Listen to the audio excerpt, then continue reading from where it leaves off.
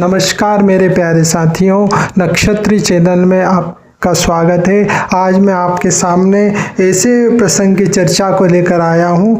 प्रेम और प्रतीक्षा के विषय में आज मैं आपके सामने चर्चा करने आया हूँ। मेरे प्यारे साथियों, प्रेम प्रतीक्षा मांगता है, इंतजार मांगता है। प्रेम की चाल का नाम नृत्य है और प्रेम की बोली का नाम संगीत है। प्रेम में मौन संवाद होता है, कोई शब्द नहीं होते। भक्त और भगवान के बीच, साध्य और साधक के बीच, गुरु और शिष्य के बीच, प्रेमी और प्रीतम के बीच में जो होता है वो मौन संवाद होता है। सच्चा प्रेम वर्षों प्रतीक्षा करता है, उसकी आशा, उसका विश्वास अटूट होता है। जैसे जो रामायण में जो है शबरी और भगवान श्री राम का प्रसंग आता है। जैसे शबरी अपनी कुमार अवस्था से भगवान श्री राम के आने का इंतजार करती रही। युवा से वो कुमारी से युवा हो गई, युवा से प्रौढ़ हो गई और प्रौढ़ अवस्था से वृद्ध हो गई। वो रोज कुटिया को सजाती, रोज फल लाती, रोज फूलों से अपने रास्ते को सजाती। उस शबरी का विश्वास, उस शबरी की आशा कभी कम न हुई, बढ़ती ही गई। ये है अटूट प्रेम। और एक दिन उसकी प्रतीक्षा सफल हुई।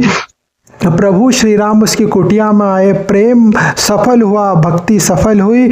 मेरे प्यारे साथियों, शबरी ने कितनी प्रतीक्षा करी, जो है बचपन से लेकर वृद्धावस्था तक परमात्मा की प्रतीक्षा करी। एक दिन उसका प्रेम, एक दिन उसका विश्वास सफल हुआ। इसलिए प्रेम जो है प्रतीक्षा मांगता है, इंतजार मांगता है। और मुझे एक और दूसरा प्रसंग याद आ रहा है कि मुझे एक कहानी याद आ रही है कि एक व्यक्ति अपने मोहल्ले में रहने वाले कुत्ते के छोटे छोटे बच्चों को रोज शाम को ऑफिस से आने के बाद बिस्कुट खिलाता था। रोज का उसका नियम था, शाम को वो सारे कुत्ते बच्चे उसके आने की प्रतीक्षा करते, वो बिस्कुट खिलाता और वो जो कुत्ते के बच्चे खाकर प्रसन्न हो जाते, चले जाते। मगर एक दिन क्या होता है कि वो व्यक्ति ऑफिस से आने में लेट हो जाता है, बहुत रात हो जाती है। वो बहुत रात को घर पर आता है और उसे याद आता है कि वो छोटे छोटे कुत्ते के बच्चे मेरा इंतजार कर रहे होंगे। वो जल्दी घर में जाता है, वो किचन में डब्बे टटोलता है कि कहीं बिस्कुट मिल जाए। तो एक डब्बा खोलता है और उसमें कुछ बिस्कुट मिलते हैं। पर वो देखता है कि इतने सारे पिल्ले के बच्चे आते हैं तो 5-6 बिस्कुटों से क्या होता है। तो वो अपने मोहल्ले की दुकान पर जाता है, पर रात काफ़ी हो गई थी, उसके मोहल्ले की सारी दुकानें बंद हो गई थी।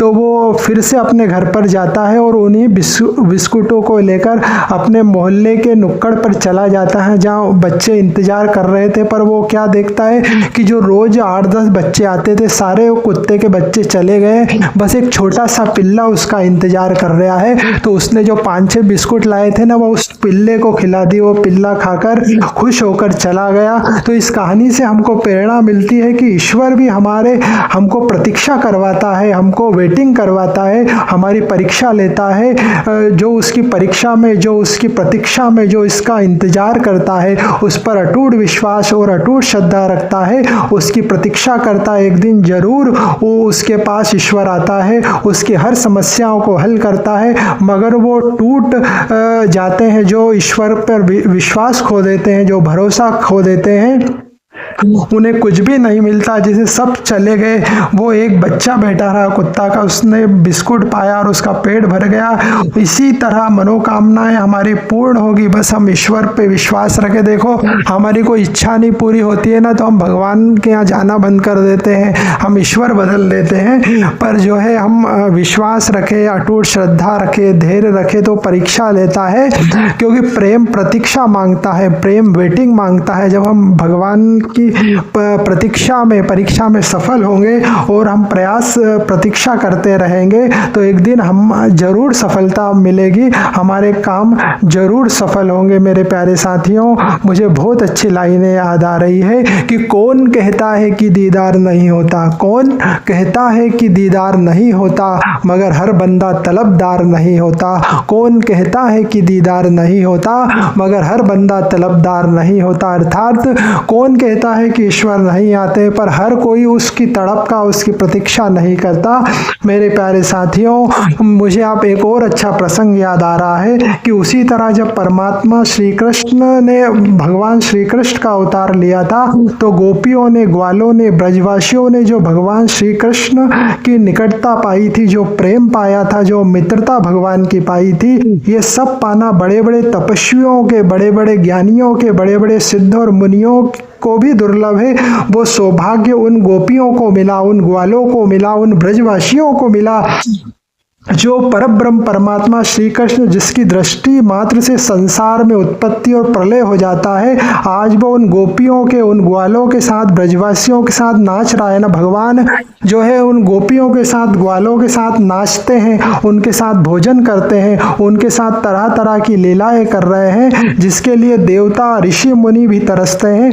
परमात्मा की निकटता के लिए, उनकी भक्ति के लिए, उनके प्रेम के लिए, उनकी मैत्री के लिए। पर ये सब कुछ परमात्मा की निकटता, परमात्मा का प्रेम और परमात्मा की मित्रता उन गोपी और ग्वालों ने पाए, उन ब्रजवासियों ने पाए हैं। क्योंकि देवता बनना सरल है, स्वर्ग का राजा इंद्र का पद मिलना भी सरल है, ब्रह्मा का पद मिलना सरल है, मोक्ष मिलना सरल है, कुबेर का खजाना मिलना सरल है, अपितु ये सब भी दुर्लभ है। मगर उससे भी अति दुर्लभ परमात्मा की निकटता मिलना, परमात्मा का सामीप्य मिलना, परमात्मा की भक्ति मिलना, परमात्मा का प्रेम मिलना और परमात्मा की मित्रता मिलना, ये सब आज उन गोपियों को, उन ग्वालों को और उन ब्रजवासियों को प्राप्त हो गया है।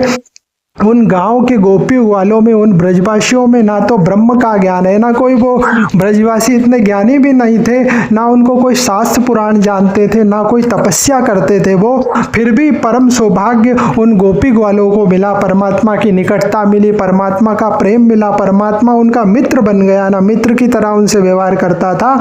क्योंकि उनके मन में ना तो ज्ञान का अहंकार था, ना तपस्या का घमंड था, ना उनके मन में कोई चालाकी थी, ना चतुराई थी। बड़े शुद्ध हृदय से, निश्चल मन से, बड़े भोले भाव से, बड़े सीधे साधे, बड़े सरल से, ना तो शास्त्र ना ज्ञान जानते थे, सिर्फ प्रभु का प्रेम, प्रभु की भक्ति करना जानते थे।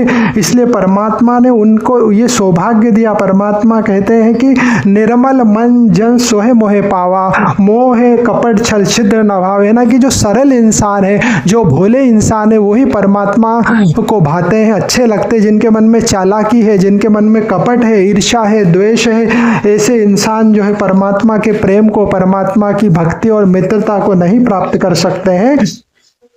मेरे प्यारे साथियों, माँ शारदा, ब्रह्मदेव और शेष जी भी उन ब्रजवासियों के भाग की प्रशंसा करने में समर्थ नहीं है।